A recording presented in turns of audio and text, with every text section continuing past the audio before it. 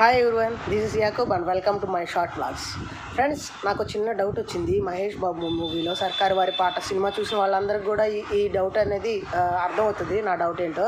Cinema మాత్రం చాలా బాగుంది అండ్ ఎక్సలెంట్గా ఉంది. Feel good movie. అంటే తీసుకున్న కాన్సెప్ట్ పాతదైనా సరే వే ఆఫ్ ప్రజెంటేషన్ చాలా బాగుంది. ఓకేనా, ఆ కామెడీ కానీ సీక్వెల్ మొత్తం బాగుంది, నాకైతే నచ్చింది.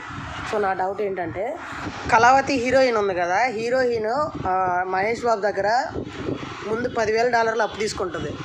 అప్పు తీసుకున్న తర్వాత మళ్ళీ ఏముంటుంది, మళ్ళీ వచ్చి ఫైన్ వేసారు అని చెప్పేసి ఇంకొక $25,000 తీసుకుంటుంది. సో మహేష్ బాబు ఈ $10,000 అడుగుతారు కానీ ఆ $25,000 ఎందుకు అడగడా నా డౌట్. 10,000 కోట్లకి రైమింగ్గా ఉంటుందని $10,000 వాడారా, లేదంటే ఆ పాయింట్ మర్చిపోయారా అనేది నాకు అర్థం కాదు.